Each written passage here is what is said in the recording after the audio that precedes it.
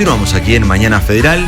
Tenemos el honor, tenemos la posibilidad además de recibir a una persona que nos encanta entrevistar y que queremos entrevistar y que nos viene a contar un poquito, así como solemos hacer con distintas áreas de la Policía Federal, en este caso también de un área del Ministerio de Seguridad, más precisamente de la Subsecretaría de Investigación Criminal del Ministerio de Seguridad. Lo tenemos con nosotros al doctor Marcelo Romero. Doctor, muchas gracias por estar con nosotros. ¿Cómo está? Un gusto estar acá, buenos días, gracias por la invitación y bueno, a disposición para esta charla y todo lo que usted quiera saber. Doctor, últimamente se está hablando un poquito más del concepto de investigación criminal y entendemos que es clave en la lucha de los delitos complejos y sobre todo, de los delitos en general.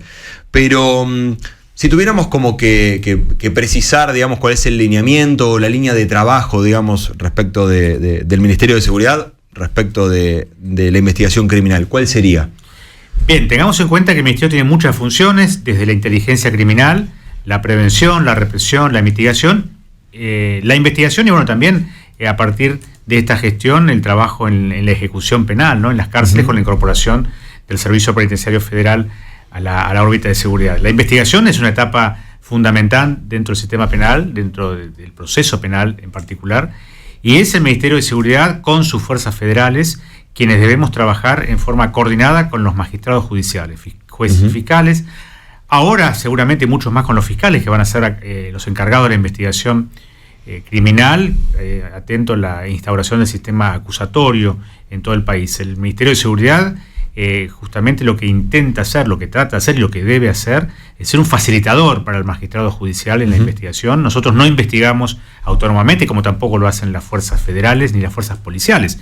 Se investiga justamente cuando un magistrado judicial ordena, dispone y dirige la investigación. El magistrado judicial no puede tener obstáculos ni burocráticos ni operativos. El Ministerio de Seguridad opera como un facilitador. Es decir, si el magistrado judicial necesita determinado profesional, determinado cuerpo de investigadores, determinada especialidad, etcétera, somos nosotros y ustedes, fundamentalmente, como integrantes de las fuerzas federales, quienes debemos estar ahí a disposición inmediata del magistrado.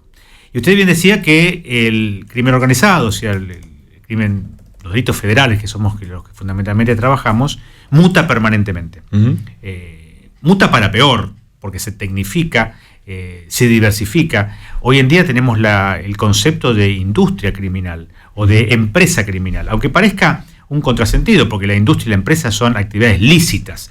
Es un juego de palabras, ¿no? Pero existe realmente una imitación de la actividad privada empresarial en lo que es el crimen organizado. Trabajan como verdaderas empresas, claro, como verdaderas industrias, con organización, con logística, hasta con marketing. Fíjense un poquito, el ejemplo de manual del crimen organizado es el narcotráfico. El narcotráfico tiene su propio marketing, ¿no? Recordemos, lamentablemente, cuando a veces se minimiza el consumo de estupefacientes. Y ahí simplemente no hay que ser un especialista, hay que ver lo que sucede en una familia cuando hay un adicto, la tragedia que es para esa familia y todo lo que ello conlleva. Lamentablemente también en la estructura criminal hay abogados, hay contadores, no estoy refiriéndome al defensor, a la defensa técnica que tiene derecho cualquier delincuente, el peor delincuente tiene derecho al mejor defensor y al mejor juicio. Estoy hablando de aquellos abogados que lamentablemente integran la actividad criminal y trabajan, entre comillas, con los criminales justamente para lograr su impunidad. Así que buscando el gris de la ley, ¿no? Exactamente. El desafío es gigante para ustedes y para nosotros. Nosotros como comandantes, como comandancia política de la fuerza, pero el que está ahí en la primera línea es el efectivo de la fuerza, el efectivo de investigaciones, el efectivo de las policías científicas, claro. Es decir, los cuerpos periciales que no hay que olvidar que forman parte de la investigación, una parte fundamental, la tecnología. Hoy en día no se puede investigar sin el dominio de la tecnología. Uno está en este maravilloso estudio y ve cómo la tecnología avanza. Esto era impensado lo que estamos haciendo ahora, que en la radio tengamos imagen, pero impensado hace 10 años, no estoy hablando hace 50. 10 años atrás esto era un futuro inimaginable, o imaginable para ustedes que son profesionales del área. Bueno, el delito también, lamentablemente, se aprovecha de ese avance tecnológico para intentar, como bien decía usted, la impunidad o para lograr por lo menos tener un éxito, ¿no? Y doctor, perdón, usted es una autoridad en materia legal. ¿Qué nos puede decir del nuevo Código Penal, no esta cuestión de que la ley y el orden no prescriben? Sin ninguna duda, el Código Penal argentino, que data de 1921, merece, porque todavía no se ha sido sancionada la reforma, una reforma integral. Uh-huh. Es decir, tiene una cantidad enorme de reformas parciales, de parches, como se dice, que hace que sea inorgánico. Y el delito ha mutado. Y ponemos el ejemplo tal vez más discutible, que es la imputabilidad del menor. Un menor de 16 años de 1921, si lo comparamos con el menor de 16 años de hoy, sí, el ser humano va a ser igual, los mismos órganos, las mismas características morfológicas, pero sin ninguna duda el estímulo, la información y su desarrollo psicosocial es diferente. Entonces esa discusión es imperativamente necesaria. Después serán nuestros representantes si coinciden o no en bajar la edad de imputabilidad o no. Hay delitos que mutan permanentemente, el delito informático, por ejemplo. El delito tecnológico en general, tecnológicamente asistido, se impone esta reforma. Y también, es cierto, que hay penas que han quedado desactualizadas. Penas como sanción. Yo soy defensor de la palabra sanción. El Código Penal es un código sancionatorio. Todo lo que está establecido en su articulado son conductas prohibidas. Y ante la comisión de una conducta prohibida hay una sanción. ¿No les gusta la palabra castigo? Bueno, usemos la palabra sanción. El derecho de sanción. Es imperativa esta reforma. Hay varias reformas en carpeta. Lamentablemente duermen todos en los anaqueles del Congreso Nacional. Es de esperar que esta última, que a diferencia de otras, fue confiada en una comisión de notables, y entre esos notables varios magistrados judiciales de alto rango. Entre esos el doctor Brisky, claro, expresidente del Tribunal Federal de Casación. Es decir, que se tuvo en cuenta la palabra no solamente de especialistas en derecho penal, sino de aquellos que van a aplicarlo, de aquellos operadores. Así que esta es una muy buena oportunidad para que el Congreso pueda discutirlo, y nos tenemos que someter, por supuesto, a la decisión de nuestros representantes. Uh-huh. Tenemos esperanza de que sea aprobado. Se busca que no prescriban homicidios, delitos de narcotráfico, delitos de abuso sexual, trata de personas, la mayoría de los delitos federales también, ¿no? Los delitos federales, los delitos más graves. Uh-huh. Hay delitos imprescriptibles, por ejemplo, de lesa humanidad. Creo que se merece también esta discusión el tema de la prescripción. Hay que ver después cuando es un tema de la prescripción de la pena, eso es diferente, pero sí la prescripción de la acción. O sea, no puede, por el simple paso del tiempo, quedar impune un delito o extinguida la actividad persecutoria del Estado, ¿no? Estoy de acuerdo con eso. Sí. Doctor, habló un poco de la tecnología y de los nuevos delitos, de las nuevas formas que aparecen. ¿Cuánto complejiza eso la investigación y cuán necesaria es la capacitación permanente para poder combatir esos delitos? Dos preguntazas. Complejiza un montón. De hecho, permanentemente el delito muta justamente por la tecnología. No por la inteligencia del delincuente, pero el delincuente, salvo el delincuente estafador, que realmente es una persona inteligente, es una persona preparada, seductora, porque por eso estafa, por eso engaña, pero la tecnología, apoyando el delito, complejiza la investigación. Y la capacitación es cardinal, es la columna vertebral de la vereda de enfrente, ¿no? Porque estamos justamente en la vereda de enfrente, pero nosotros, y digo nosotros, los investigadores, el Ministerio de Seguridad y los magistrados judiciales fundamentalmente, tenemos que someternos a las reglas, a los pactos internacionales, a la Constitución, al Código Penal, al Código Procesal Penal. El delincuente, el delito, el crimen organizado no se somete a ninguna regla, salvo la regla mafiosa, ¿no? Que las sabemos cuáles son. Sí, tienen su propio código. Sus propios códigos, pero ellos no tienen ningún inconveniente. Nosotros tenemos reglas y tenemos límites. Es decir, vamos a lo más elemental. Para interceptar una comunicación telefónica, vía celular, digital, como sea, necesitamos llevarle al magistrado judicial, no al fiscal, sino al juez, una evidencia que justifique la restricción a un derecho constitucional. Eso el delincuente no se preocupa. El delincuente hace lo que quiere, se mete en nuestros teléfonos, realiza una estafa. Nosotros no. Nosotros tenemos que contrarrestar esa actividad criminal con legalidad. Por eso es que la capacitación es el ABC, es fundamental y tiene que ser permanente, porque tenemos que estar un paso adelante de lo que puede llegar a ser el criminal. Cuando se habla de prevención, y digo esto en una casa policial, la casa policial argentina, ya no es que los patrulleros den vuelta por los barrios. A veces la política dicen más policías en las calles. Es necesaria, claro que sí. Ahora, que la gente tenga una falsa sensación de seguridad porque vea la luz azul dando vueltas, al delincuente no lo intimida. Porque si lo intimidara, y sería tan fácil, volveríamos a la técnica del vigilante de la esquina de 1920, que alcanzaba con su presencia. Sí, la policía de proximidad. Claro, alcanzaba. Hoy en día eso no alcanza. Por eso es tan importante y tan fundamental también la inteligencia criminal. Adelantarse al accionar criminal. Eso es prevención. Lo otro es presencia, sirve, saturación, ustedes lo saben mucho mejor que yo, sirve, pero no alcanza. Por eso usted habló de capacitación. El efectivo policial, el colaborador directo del Ministerio Público y de los jueces tiene que capacitarse permanentemente. Es más, hasta tiene que conocer cuáles son las tendencias delictivas, no solamente a nivel local, sino transnacional, porque el crimen, el delito tecnológicamente apoyado, ya no es más local, o no es solamente local. Hoy se puede cometer un delito de estafa desde el otro extremo del mundo, en segundos. Esa falsa sensación de seguridad a la que usted hacía referencia pasa muchas veces con los que somos padres y muchas veces se dice, bueno, no, me quedo tranquilo porque mi hijo está en casa, está en la habitación y tal vez adelante de una pantalla esté en el lugar más inseguro que haya en todo el planeta. Bueno, es el mejor ejemplo. El mejor ejemplo. Es más inseguro que estar en la calle. En eso la responsabilidad, sí, es más seguro que estar en la calle. La responsabilidad de los políticos ocupa un lugar privilegiado en esta discusión, porque muchas veces, y lo digo yo, ustedes no lo van a decir, el político le ordena a las fuerzas hacer presencia para tranquilizar a la comunidad. Y el delincuente está esperando que el patrullero pase o el caminante haga una cuadra para realizar su tropelía. Es decir, ahí sí estamos demostrando que somos menos inteligentes que el criminal.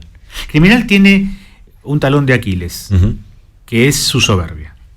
El criminal cree que nunca va a ser atrapado y que cuando es atrapado va a alcanzar con sus excusas. Esto lo podemos decir por experiencia, ¿no? De tanto tener contacto. Pero hoy en día existe una criminalidad diferente, donde hay, como decíamos al principio, una empresa. Donde el sicario, a lo mejor en lo que es el narcotráfico, no es toda la estructura del narcotraficante, simplemente se dedica a matar o a intimidar. Pero atrás de él hay una persona que tal vez esté analizando cómo es el terreno, que esté analizando cuáles son las necesidades de ese barrio, otro que hace la logística. Perdón que lo interrumpa. ¿Tienen sus propios analistas de inteligencia? Lo tienen, no tenga duda, la tienen. Ha sido tantos años denostada la inteligencia criminal, porque lamentablemente fue mal utilizada. En este caso sería contrainteligencia. La contrainteligencia, claro, pero vamos al crimen común. A la entradera o a la salidera. Una persona que se queda en la esquina del barrio mirando las casas, cuál tiene cámara de seguridad, cuál no, a qué hora saca la basura la señora, si en esa casa hay algún perro, si es un cusco es un perro importante, si hay rejas, si hay alarmas, si hay costumbres, el hombre de la casa sale temprano, la señora lleva a los chicos a la escuela, queda la abuela que sale a barrer la vereda. Estoy hablando de cosas tal vez sea de otra época, ¿no? Sí, sí. Pero que analiza justamente y actúa en consecuencia. A las 7 de la tarde la señora saca la basura y deja la puerta abierta. Me meto. O el hombre llega y saca el auto y mira y abre la puerta y se baja, ataco. O cuando salen con los chicos para la escuela. Eso es hacer inteligencia. Del otro lado. Claro. O contrainteligencia, como usted bien dice. Y respecto de la inteligencia o contrainteligencia criminal que hacen los grupos narco en los barrios, digo, el análisis de situación, de la situación de vulnerabilidad que presentan los diferentes sectores, ¿cómo se puede combatir eso directamente? Eso porque ellos estudian cuáles son las debilidades de la zona para poder meterse y cooptar gente dentro del barrio. Bueno, ese es el ABC de la prevención. Eso es la inteligencia criminal, la contrainteligencia, los analistas, las personas que se preparan, las personas que se capacitan, como usted dice, esa es la palabra adecuada, y que están permanentemente informadas, ya sea por redes abiertas, o si no son redes abiertas, se necesita la participación de un magistrado judicial. Es imperativa también, usted hablaba de reformas hoy, revisar la Ley Nacional de Inteligencia, justamente en estos casos donde no alcanza el análisis de fuentes abiertas, por ejemplo, redes sociales, claro, diarios y revistas, sino que es necesaria la interceptación vía judicial de algún elemento, pero que claro, no estamos en la investigación. Entonces, ¿hasta qué punto un juez puede actuar en la prevención? El juez no hace prevención. Esto es un tema para revisar. ¿Por qué? Porque va mutando. Uh-huh. Es lo que hablamos siempre. Muta permanentemente y no podemos quedarnos atrás. Uh-huh. Eso es prevención. Me surge una pregunta sobre el momento. Perdón, Ricky. Hay muchas redes de conexión, de interconexión, de contacto virtual, Discord, por nombrar algunas, donde pareciera ser que es muy difícil lograr ubicar a los grupos criminales que operan y utilizan esta herramienta como herramienta de contacto. ¿Cómo se puede trasladar la inteligencia que antes tal vez se realizaba con una escucha telefónica o un seguimiento? ¿Cómo se hace ese seguimiento hoy en el plano digital? Se trabaja mucho con las empresas proveedoras de los sistemas que obviamente no quieren que sus plataformas se transformen en herramientas para el crimen organizado, uh-huh, sobre todo a nivel terrorismo, narcotráfico, trata de personas, claro, pedofilia. Se trabaja con ellos. Nosotros estamos hablando de un universo que tal vez hay mucha gente que desconoce, que es la Deep Web. O sea, está el navegador en el cual nosotros googleamos algo o utilizamos algo para buscar información, y después está este submundo de delincuencia que opera en otra red distinta a la que utilizamos todos los hombres de a pie. Sí, trabaja la inteligencia estratégica, no solamente la criminal, sino la inteligencia militar. Hay herramientas como para trabajar, pero quería hacer un paso atrás. Uh-huh. No solamente la Deep Web, hay una plataforma que usan los niños, adolescentes, que es la plataforma Roblox, Roblox es una marca, donde tiene un chat para comunicarse entre los jugadores, y es una de las plataformas elegidas por los tratantes de personas. O sea, cooptan a niños, a niñas y adolescentes a través de esa plataforma, utilizando, por ejemplo, los emoji. Yo me enteré relativamente hace poco, desde que estoy en el Ministerio de Seguridad, con los dibujitos de las frutas y de las verduras relacionan conductas sexuales. Y de esa forma se comunican con chicos, chicas y adolescentes para la captación, para la trata sexual, por ejemplo. O sea, fíjese lo que usted decía, el ejemplo de un hijo o un nieto en su habitación, tranquilo, con 7 llaves, con alarma en la casa, pero que a lo mejor tiene una tablet, una computadora o el celular por internet, con un peligro, no digamos mortal, pero un peligro de vida. ¿Cómo se trabaja también en capacitación en los chicos, ¿no? En los colegios, para prevenir justamente que sean víctimas de estas conductas? Bueno, eso también es prevención. Esta radio, este medio es prevención. Cuando ustedes esto lo dan a conocer, cuando los especialistas van a las escuelas, cuando se explica que no hay que, obviamente, restringir el uso de una herramienta, pero sí tener cuidado. Volvemos a la época analógica, que es la mía, sí. Cuando era fiscal. No, es la nuestra. Es la nuestra. Cuando era fiscal, en La Plata había muchas amenazas de bomba, ¿no? Y lo hacían los muchachos y las chicas para zafar de un examen o por mera gracia. Hasta que se hizo casi una epidemia.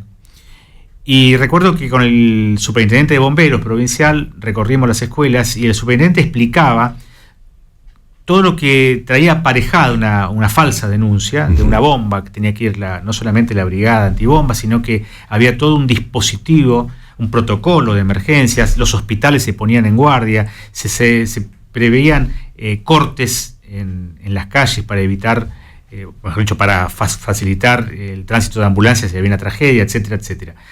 Y los chicos tomaron conciencia y se redujeron las llamadas. Más allá de que hubo, por supuesto, también algunas aprehensiones, porque se descubrió de dónde eran llamadas de las casas. Eran bastante torpes los pibes, pero con lo que usted dice, con la prevención, con la charla, con la explicación concreta, pero cruda, se puede hacer mucho. Y eso es prevención.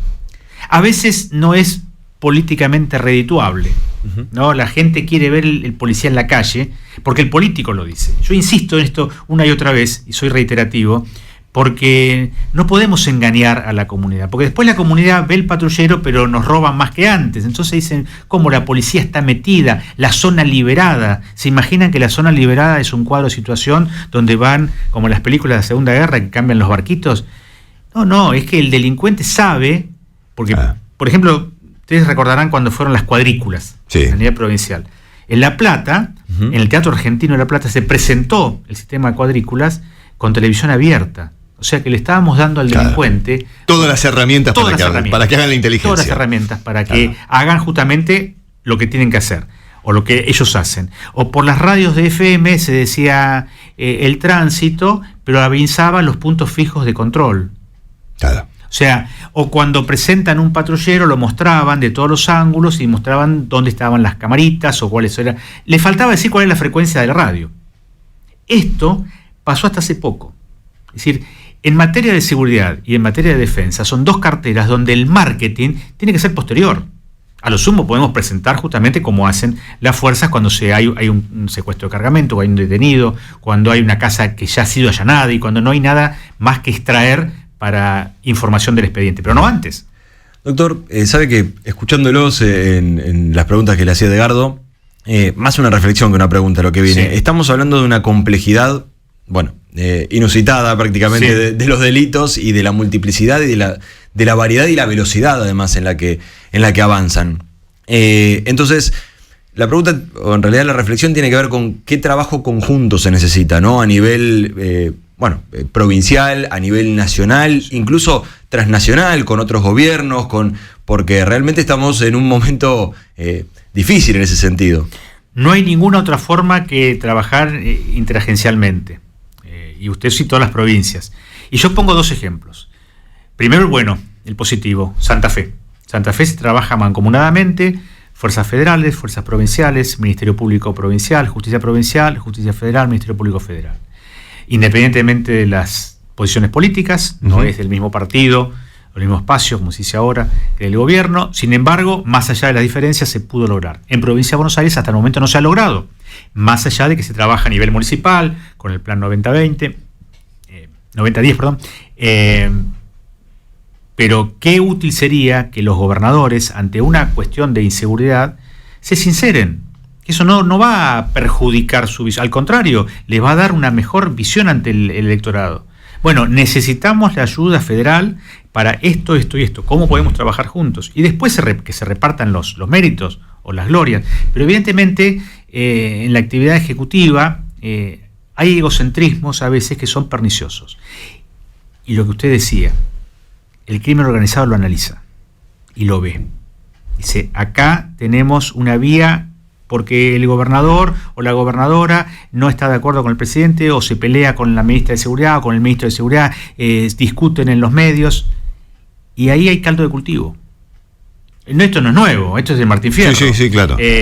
Ahora, si hubiese, lo que usted plantea, una colaboración de los tres niveles del Estado, hasta el municipal, porque el primer contacto del vecino con el Estado es el municipio, el secretario de Seguridad.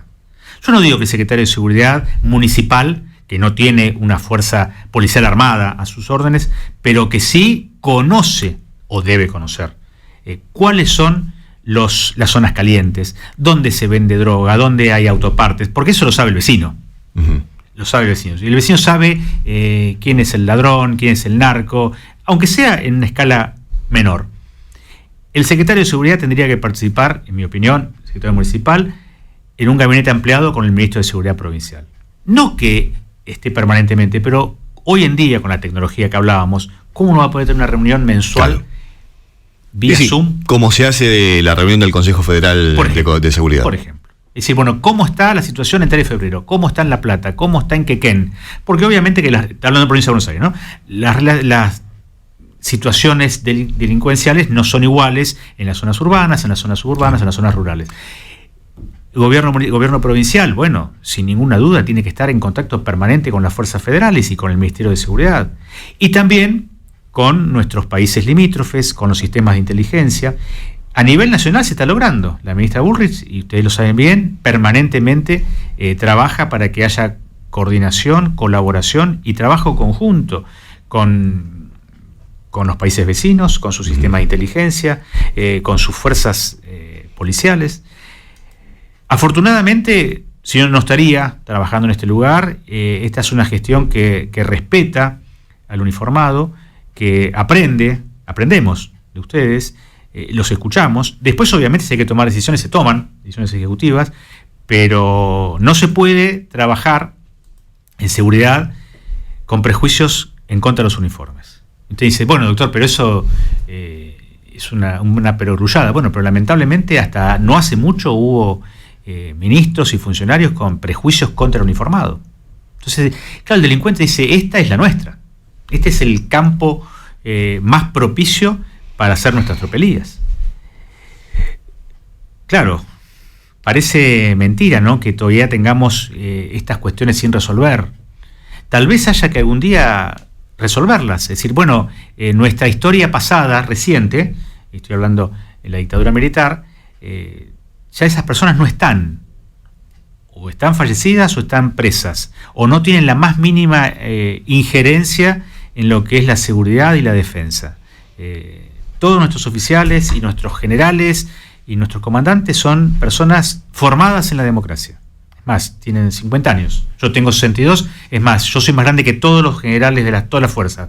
Y fueron formadas en la secundaria. Yo estaba en la secundaria cuando fue el proceso militar. O sea que es un discurso que debe cesar. Y algún día, bueno, algún día tiene que ser próximo, ¿no? Es decir, yo no digo cerrar la historia o dar vuelta a la página, pero la página debe darse vuelta, por supuesto, con memoria, con historia, con justicia, pero lo que estamos hablando es hoy, y hoy el crimen es diferente hace 5 años atrás, 15 años atrás y 20 años atrás era otro planeta. Hoy en día, si no se trabaja, como usted bien dice, en forma mancomunada, nacional, interprovincial, intermunicipal y transnacional, no hay ninguna posibilidad de tener alguna posibilidad con el crimen organizado. La ministra nos pidió desde el primer día, no se puede evitar el crimen a nivel cero, porque el crimen es tan viejo como el hombre, como el ser humano, nació con la humanidad. Ahora, es nuestra obligación, y la obligación de todos ustedes como integrantes de la fuerza, crear un territorio hostil. Hacéselo difícil, que no sea tan sencillo, que no sea un país donde delinquir no solamente sea sencillo, sino, un poco lo que decía el señor, que salga gratis, que no haya sanción. Porque la sanción es eso, es justamente el castigo ante una conducta prohibida. Y que la persona con 2 dedos de frente piense, bueno, si me llegan a agarrar, me espera toda la vida en la cárcel. Toda la vida, o por lo menos gran parte de mi vida en la cárcel. Bueno, ese es el sistema penal, ¿no? Y doctor, ya como para ir cerrando... Perdón, le hice demasiado larga la respuesta. No, está perfecto. Y también, un poco de lo que mencionaba también es la importancia de la comunicación, ¿no? De comunicar el trabajo que se está haciendo y bueno, eso, de darle divulgación, de darlo a conocer. Creo que también es importante para que el que está del otro lado, el ciudadano, también entienda que en qué se está trabajando y de qué manera, ¿no? Miren, en la justicia siempre se decía, los jueces hablan por sus sentencias. Una frase que se repetía, creo que ha quedado completamente en desuso. Es cierto que los jueces no pueden emitir opinión antes de decidir, pero aún antes de decidir deben explicar qué es lo que están haciendo. El fiscal ni hablar. El fiscal representa a la comunidad en los procesos penales, es el representante de la comunidad, y el auxiliar directo de la justicia, que es el efectivo policial y de la fuerza de seguridad, debe explicar. Obviamente que no puede salir todo el mundo a explicar sin autorización del que lleva adelante la investigación, pero hay que explicarlo, claro que sí. Hay que explicar a la comunidad qué es lo que estamos haciendo, en qué la comunidad con sus impuestos nos está pagando el sueldo, qué es lo que estamos haciendo. Obviamente que hay un límite, que es categórico, no se puede perjudicar la investigación. No se puede perjudicar. Ahora, ¿cómo se hace? ¿Qué es lo que podemos hacer? ¿Qué es lo que no podemos hacer? Porque en todo esto no solamente hay un límite legal, hay un límite ético. Porque estamos de la vereda enfrente. No somos igual y opuestos a los delincuentes. No somos iguales. Estamos del lado de la legal. Si no, no sería justicia. Si no, no sería seguridad. Si no, seríamos igual que ellos. Si adoptásemos las mismas las mismas herramientas, las mismas modalidades, pero del otro lado no habría diferencia. Trabajamos con la ley y explicarle muchas veces a la comunidad que está enojada, que está irritada, con razón, que está dolida, decir, mire, este es un límite constitucional, es una garantía. La palabra garantismo no es justamente la impunidad, es el respeto a las garantías. No tiene nada que ver con el abolicionismo, ¿no? Uh-huh. De Zaffaroni y compañía. El garantismo es el respeto a la garantía constitucional, a ese derecho que tenemos fundamental. Y esto hay que explicarlo una y otra vez. Y cuando la gente se enoja, escuchar su reclamo. Yo no sé si hay líneas telefónicas o por ejemplo, chat acá en la emisora, pero muchas veces hay que explicarlo una y otra vez y explicarle qué hace un fiscal, qué no hace un fiscal, qué hace un juez, qué no hace un juez, qué puede hacer la policía. Ustedes saben dónde están los ladrones, vayan a buscarlos. No, señora, no podemos ir a buscarlos. Sí le podemos llevar al magistrado una información. El magistrado es el que decide si hay que ir a buscarlos. Ustedes los meten preso y el juez los libera. ¿Están arreglados? No estamos arreglados. El juez los libera porque considera que la prueba no es suficiente por ahora. El proceso sigue. ¿Pero por qué los carcelan? Porque está dentro de la ley. ¿Y por qué sale? Todo esto debe explicarse. La comunicación es fundamental. Porque antes el sistema penal era un lugar oscuro, no era un núcleo reducido de abogados, los jueces no eran. Hoy los jueces tienen un protagonismo inusitado. Y nosotros también, como efectivos de las fuerzas federales, como integrantes del Ministerio de Seguridad. Yo creo que hay una nueva era donde la comunicación, no solamente en materia de seguridad, sino en todos los aspectos de una comunidad jurídicamente organizada, ocupa un lugar destacadísimo. Fíjense que los presidentes están permanentemente en lugares como este, explicando lo que hacen. El presidente, el número uno, el que decide, y está y explica, y le pregunta, y los periodistas lo tratan de vos, a mí no me gusta, pero lo tratan de vos, y hay otra forma de comunicarse. Y las radios, el streaming, los podcasts, ha cambiado. No estamos más en la vieja radio a la hora del Ángelus, ¿no? Donde estaba, qué sé yo, ha cambiado todo. Para bien algunas cosas, para mal otras. Nosotros estamos al lado del bien, y tenemos que seguir así. Bien, me quedan un montón de preguntas, pero lo vamos a comprometer para otra ocasión, doctor. Lo hice muy largo, perdón. No, pero realmente tengo un montón de preguntas que tienen que ver con el tema capacitación, y con el trabajo que se vienen desarrollando en el Ministerio de Seguridad en el área específicamente de inteligencia criminal y de investigación criminal, y hacemos compromiso para otra cita. Claro que sí, un honor para mí. Bueno, estuvo con nosotros el doctor Marcelo Romero, le agradecemos y nosotros continuamos aquí en Mañana Federal. Hasta las 10. Mañana Federal.